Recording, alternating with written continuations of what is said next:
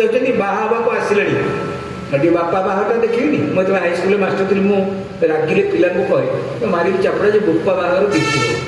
ସେଠି ଆମର ଜଣେ ଭୁବନେଶ୍ୱରରେ ଗୋଟିଏ ଝିଅ ଅଛି, ମୁଁ ତା ନାଁ କହିବିନି, ସତ୍ୟ ଘଟଣା ବ୍ୟାସ ମଞ୍ଚରେ ମୁଁ ମିଛ କହୁନି। ସେ ଝିଅଟି ଭୁବନେଶ୍ୱରରେ ବାହାରିଛି, ମାରବାଡ଼ି ଝିଅଟି ଆମର। ସେ ଯେଉଁ କଟକ ରୋଡ଼ରେ ତା ସ୍ୱାମୀ ଗୋଟେ ମୋଟର ପାର୍ଟସ ଦୋକାନ କରିଛି। ସେ ଝିଅଟି ଠିଆ ହେଇକି କହିବ ସାର୍ ମୁଁ ବାପା ବାହାଘର ଦେଖିଛି। କେମିତି ସେ ଦେଖିଲା? ତା ମା ଯିଏ ସେ ମରିଯାଇଛି। ଏକୁ ଯେତେବେଳେ 6-7 ବର୍ଷ, ଆପଣ ଚିନ୍ତିବେ ଯେଉଁ ମଲ ହେଇଛି ସାହୁ ବାବୁ ଜାଣିଛନ୍ତି, ସେ ମଲ ଝିଅ ଆଉ କହିବିନି ଭୂତ କଥା, ଏଇଠି ଭୁବନେଶ୍ୱରରେ ବାହାରିଛି। ଛାଡ଼ନ୍ତୁ, ସିଏ କହିଲା ମୁଁ ବାପା ବାହାଘର ଦେଖିଛି। ମୁଁ କହିଲି ତୁ କେମିତି ଦେଖିଲୁ? ତାକୁ ଯେତେବେଳେ 7-8 ବର୍ଷ ବୟସ ତା ବାପ ଦ୍ୱିତୀୟ ଥର ବାହା ହେଲା। ଆଉ ସେ ଝିଅ ବାପ ବାହାଘର ଦେଖିନି? ସେ ଦେଖିଛି ବାପ ବାହାଘର। ଦେବରାଜ ଇନ୍ଦ୍ର କହିଲେ ବାପା ବାହାଘର ଦେଖି ଯାଉଛି। କହିଲେ ବାପା କିଏ ଭଗବାନ ଜଗତ ପିତା ବାପା ବାହାଘର। ମା ସିଆଡ଼େ ରେଡି ହେଇକି ଅଛନ୍ତି ଜଣକ ଉପରେ ବୁଝିବି। ଦେବତା ମାନେ କହିଲେ ସାର୍ ଆମେ ଟିକେ ଯାଇଥାନ୍ତୁ। କହିଲେ ତମକୁ ନେବିନି ସାଙ୍ଗରେ। ନା କାହିଁକି? କହିଲେ ତମେ ଯୋଉଠି ଗ୍ରୁପ ହେଇକି ଯିବ ଗୋଳମାଳିଆ କରିଦେବ, ଲୋକ ଚିହ୍ନି ଦେବେ। ଆଚ୍ଛା, ଲୋକ ଦେବତା ମାନଙ୍କୁ ଚିହ୍ନି ଦେବେ ଜାଣିଛନ୍ତି କେମିତି? ବଡ଼ ଭାଇ ଏଠି ଯଦି ଆସନ୍ତି ଦେବତା କିଏ ଗେଟ୍ ପାଖରେ ଠିଆ ହୁଅନ୍ତି, ଆପଣ କେମିତି ଚିହ୍ନିବେ ମୁଁ କହିଦେଉଛି।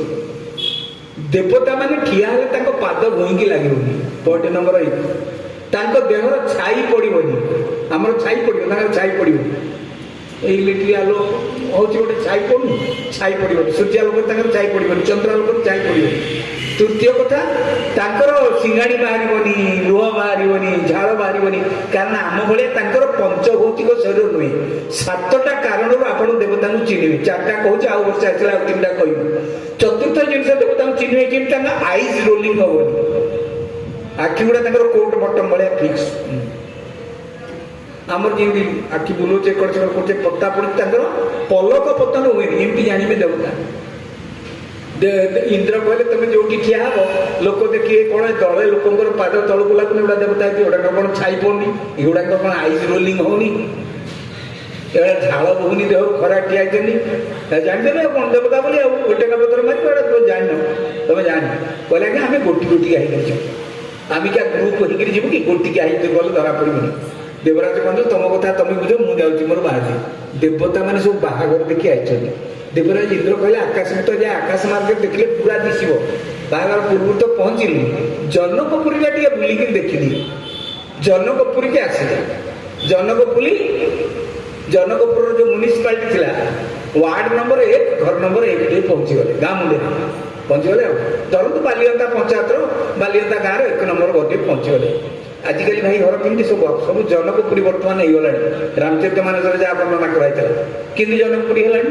ଆମ ଛୁଆଦିନେ ଖାଲି ଚାଳ ଘର ଥିଲା, ଏବେ ଆଉ ଚାଳ ଘର ଅଛି? ଚାଳ ଘର ସ୍ୱପ୍ନ। ଧୋତି ପିନ୍ଧା ପୁରୁଷଟିଏ ଦେଖିବା ସ୍ୱପ୍ନ। ଆଉ 5 ବର୍ଷ ପରେ ଶାଢ଼ୀ ପିନ୍ଧା ମାଟିଏ ଦେଖିବା ସ୍ୱପ୍ନ। ସବୁ ତ ସାଲୁଆର ପଞ୍ଜାବୀ ହେଇଗଲାଣି। ହଁ, ଆମେ ଯେମିତି ଧୋତି ପିନ୍ଧୁନେ, ମା ମାନେ ଆଉ ଶାଢ଼ୀ ପିନ୍ଧୁନାହାନ୍ତି। ଆଉ ଅତ୍ୟାଧୁନିକ ମା ମାନଙ୍କ ମୁଣ୍ଡରେ ସିନ୍ଦୁର ଦେଖିବା ସ୍ୱପ୍ନ, ହାତରେ କାଚ ଦେଖିବା ସ୍ୱପ୍ନ। ଏସବୁ ସ୍ୱପ୍ନ ହେଇଯିବ, ଏସବୁ ଅତୀତର କଥା ହେଇଯିବ। ତେବେ ଆସିକିରି ପହଞ୍ଚିଗଲେ 1 ନମ୍ବର ୱାର୍ଡର 1 ନମ୍ବର ଘର ଆଗରେ। ଦେଖିଲେ ଦିବ୍ୟ ସୁନ୍ଦର ଘର, ସ୍ଫଟିକ ପାବଚ୍ଛ ହେଇଛି, ହୀରା ନୀଳା ମୋତି ମାଣିକ୍ୟ ଲାଗିଛି। ଦେବରାଜ ଇନ୍ଦ୍ର କହିଲେ ଶୁଣନ୍ତୁ, ମୁଁ ରାମଚରିତ ମାନସରୁ କହୁଛି, କିଛି ବୁଲି ମାରି କହୁନି, ପଦ ବୁଲି ରାମଚରିତ ମାନସ। ଦେବରାଜ ଇନ୍ଦ୍ର କହିଲେ ଆରେ এটা କିଏ ଗୋଟେ ଭିଆଇପି ଲୋକ, ଏଠି ସୁନ୍ଦର ଘର କରିଛି, ଏତେ ହୀରା ହୀରା ମୋତି ମାଣିକ୍ୟ ତ ସ୍ୱର୍ଗପୁରରେ କ୍ୱାର୍ଟରରେ ଲାଗିନି। এটা କିଏ ଦେଖିବା, ପଚାରିବାଟା କିଏ ହେଇଥିବ, ଗୋଟେ ବଡ଼ ଲୋକ କିଏ ହେଇଥିବ। ଦେବରାଜ ଇନ୍ଦ୍ର ଠିଆ ହେଲେ, ମଣିଷ ବେଶରେ ଆଇଛନ୍ତି, ସାଧା ମଣିଷ ବେଶରେ। ବହୁତ ସମୟ ଠିଆ ହେଲା ପରେ ଜଣେ ଲୋକ ସେ ଘରୁ ବାହାରିଲେ। ଆଣ୍ଠୁ ପର୍ଯ୍ୟନ୍ତ ଲୁଗା, ଜଷ୍ଟ ଆଣ୍ଠୁ ତଳକୁ, ମୁଣ୍ଡରେ ଗୋଟେ ଠେକା, ଆଉ ଗୋଟେ ଫତେଇ ସାର୍ଟ ଭଳିଆ ଗୋଟେ ପିଞ୍ଚି ଡୋରି ବାନ୍ଧିକିରି, ତାପରେ ଗୋଟେ ଗାମୁଛା ଭିଡ଼ି ଦେଇଛି। ଦେବରାଜ ଇନ୍ଦ୍ର କହିଲେ ଭାଇ ଶୁଣିଲେ ଟିକେ। ସେ କହିଲା କ'ଣ ନା, ଏ ଘର ମାଲିକଙ୍କୁ ଟିକେ ଡାକିଦେଲ। ଭିଆଇପି କଥାବାର୍ତ୍ତା କରିବା, ତା ସାଙ୍ଗେ ଇନ୍ଦ୍ର ଭାବିଲେ ଏ ଘର ମାଲିକଙ୍କୁ ଡାକିଦେଲ। ସେ ଚାହିଁଲା ଇନ୍ଦ୍ରଙ୍କ ଆଡ଼େ, କ'ଣ ତମେ କ'ଣ କଥାବାର୍ତ୍ତା କରୁଛ କି? ନାରୀ ତ ମୁଁ ତ କହୁଛି ଘର ମାଲିକଙ୍କୁ ଡାକିଦେବ, ତମେ ମତେ କ'ଣ ଏମିତି ଚାହୁଁଛ? ସେ ଲୋକ କହିଲେ କ'ଣ ତମର କାମ ଅଛି? କହିଲେ ମୋର ଯାହା କାମ ଅଛି ମୁଁ ମାଲିକକୁ କହିବି ନା, ତୁ ଚାକର ତତେ କହିବି? ଦେବରାଜ ଇନ୍ଦ୍ର କିଏ ରାକ୍ଷସ ମାନଙ୍କ ରଜା ରାଗିଗଲେ, କହିଲା ମାଲିକଙ୍କୁ ଡାକ, କ'ଣ ମୋ ସାଙ୍ଗେ ଯୁକ୍ତି ତର୍କ କରୁଛୁ? ସେ ଲୋକ କହିଲା ଭାଇ ତୁ ଆଉ କୋଉ ଗାଁରୁ ଆସିଛୁ, ଆମ ଗାଁ ଆମ ଏରିଆ ଲୋକ ନୁହଁ। କହିଲେ ନାଇଁ ମୁଁ ଅନ୍ୟ ଗାଁରୁ ଆସିଛି, ରାଜାଙ୍କ ଝିଅ ବାହାଘର ଦେଖି ଆସିଛି। କହିଲା ସେ ଜଣା ପଡୁଛି, ତୁ ବଙ୍ଗଳାଦେଶୀ ଶରଣାର୍ଥୀ ହେଇଥିବୁ ଆଉ। तो ଭଲ ଲୋକ ନୁହଁ। ଇନ୍ଦ୍ର କହିଲେ କି ମତେ ଗାଳି ଦଉଛୁ? ମୁଁ ତ କହିଲି ମାଲିକକୁ ଡାକି ଗାଳି ଦଉଛୁ, ଜାଣିଛୁ ମୁଁ କିଏ? ସେ କହିଲା ତୁ ଯିଏ ହବ କିଛି ଚିନ୍ତା ନାହିଁ, ଏ ଘରର ମାଲିକ ମୁଁ। ଦେବରାଜ ଇନ୍ଦ୍ର ଚେତା ପୂର୍ବରୁ ରହିଗଲେ, କହିଲେ ଘରର ମାଲିକ ତୁ? କହିଲେ ହଁ। କହିଲେ ସତ୍ୟ କହୁଛୁ? କହିଲେ ତ୍ରିବାର ସତ୍ୟ କରି କହୁଛି। କହିଲେ ଆରେ ଏଇଭଳିଆ ଚେହେରା, ଏଡେ ବଡ ଘର, ତୁ କଣ କି ରାଜାଙ୍କ ବନ୍ଧୁବାନ୍ଧବ ହବୁ ବୋଧେ? କହିଲେ ନା। କହିଲେ ଶ୍ରେଷ୍ଠୀ? ଶ୍ରେଷ୍ଠୀ ମାନେ ବଡ ବେପାରୀ, ଇନକମ ଟ୍ୟାକ୍ସ ସେଲ ଟ୍ୟାକ୍ସ ବହୁତ ଦଉଛୁ, ତ ସମ୍ପତ୍ତିରୁ ଜଣା ପଡୁଛି। କହିଲେ ନା ତା ବି ନୁହେଁ। କହିଲେ ରାଜାଙ୍କର ତାହେଲେ ତୁ ପରାମର୍ଶଦାତା ହେଇଥିବୁ? କହିଲେ ନାଇଁ ତା ବି ନୁହେଁ। କହିଲେ ଆଉ କଣ କୋଉଠୁ ସୁନା ରୂପା ହୀରା ନୀଳା ମୋତି ମାଣିକର ଖଣିଟେ ପାଇଛୁ? କହିଲେ ନାଇଁ ତା ବି ନୁହେଁ। କହିଲେ ଏମିତି କେମିତି ଘର କଲୁ ତୁ? କହିଲେ ମୁଁ ଜାଣିନି, ରାଜାଙ୍କର ଝିଅ ଜନ୍ମ ହେଲା ପରେ ଆମ ସମସ୍ତଙ୍କ ଘର ହେଇଯାଇଛି। ତୁ କେତେ ହିଂସିକା ଲୋକ ଦେଖିଲେ ଭାଇ, ମୋ ଘରଟାକୁ ଦେଖୁଛୁ, 1 ନମ୍ବର ଘର, 2 ନମ୍ବରକୁ ଦେଖିଲୁ, 3 ନମ୍ବରକୁ ଦେଖିଲୁ, 4 ନମ୍ବର ଘରକୁ ଦେଖିଲୁ, ଏଇ ୱାର୍ଡରେ କେଡେ କେଡେ କୋଠା ହେଇଛି। ମୋ ପ୍ରଥମ ଘରଟା ପରେ ତୋ ଦୃଷ୍ଟି ପଡିଛି? ଇନ୍ଦ୍ର ହାତ ଦିଲେ, କହିଲେ ଭାଇ ମତେ କହ ତୁ କଣ କାମ କରୁଛୁ ଯେ ଏତେ ସମ୍ପତ୍ତି? ସେ ଲୋକ ହସି ହସି କହିଲା, କହିଲା ଭାଇ ତୁ ତ 12 ଗାଁ ଲୋକ ଆଇଛୁ, ମତେ ଚିହ୍ନିନୁ? ମୁଁ ହଉଛି ଜନକ ରାଜାଙ୍କର ଝାଡୁଦାର। ଝାଡୁଦାର କହିଲେ କଣ ବୁଝୁଛନ୍ତି? रास्ता जी सफा करी। बोले श्याम रामचंद्र जी भगवान की। जनकपुर झाड़ूदार जी थिला ता अवस्था या ये तो बागर कथा पड़ी। आपण देखिए या पर बड़ सुंदर कथा आसीबो। राजा दशरथ काले हम समय सुविधा मते हबनी, मु आगुआ कहि दउची। राजा दशरथ तो बरजाती नहीं आसबे, जनक राजा पाखे केते संपत्ति थिला। रामचरित मानस कहते हाँ मु कहती यही कथा अच्छी रामचरित मानस जो संपदा निज गृह सोहा सो बिलोकी सुरनायक मोहा। रामचरित मानस पद देवराजेन्द्र सो बिलोकी सुरनायक मोहा। देवराजेन्द्र मोहित हो गले। गोटे साधारण लोक समाजर निम्न स्तर लोक जहाँ आम भावचु ताकि एत संपत्ति।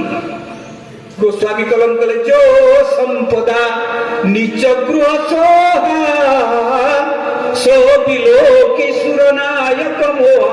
मोहित हो गले, मुंड काम कलानी। अरे एत संपत्ति लोक भारी, मोर इंद्र की संपत्ति अच्छी। रामचरित मानस लिखा है कहार संपत्ति केते। रामचरित मानस अच्छी दशरथ महाराज संपत्ति केते।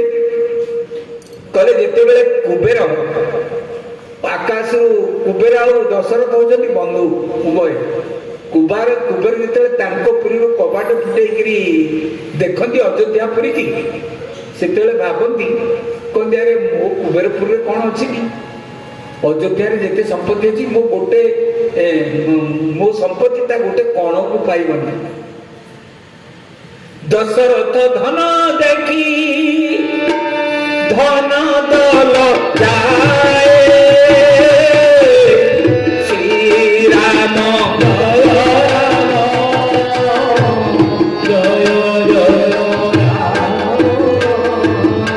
दशरथ का संपत्ति देखी धन दल जाए लज्जाए मुह तलू हो जाए।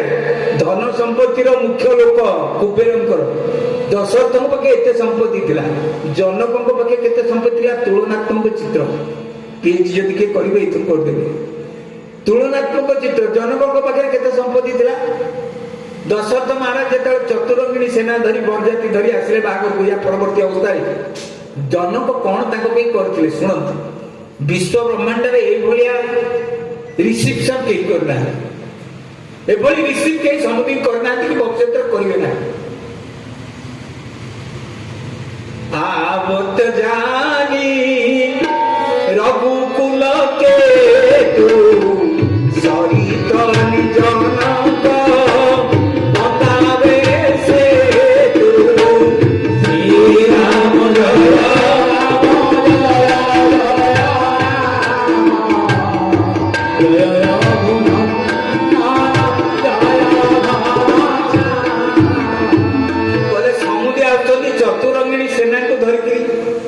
जनक भावी कहले समुदी चतुरंगिणी सेना। चतुरंगिणी सेना कहले घोड़ा हाथी रथ रथारोही अश्वारोही गजारोही पदातिक ए सैन्य मैंने आउछन। बंधु बांधव भी आउछन, वीआईपी लोक सब आउछन, गुरु माने आउछन पालिंगी बसिकी आंदोलन बसिक कले ये जो नई नाल गुड़ा अच्छे पानी रे पशिक से आसवे आ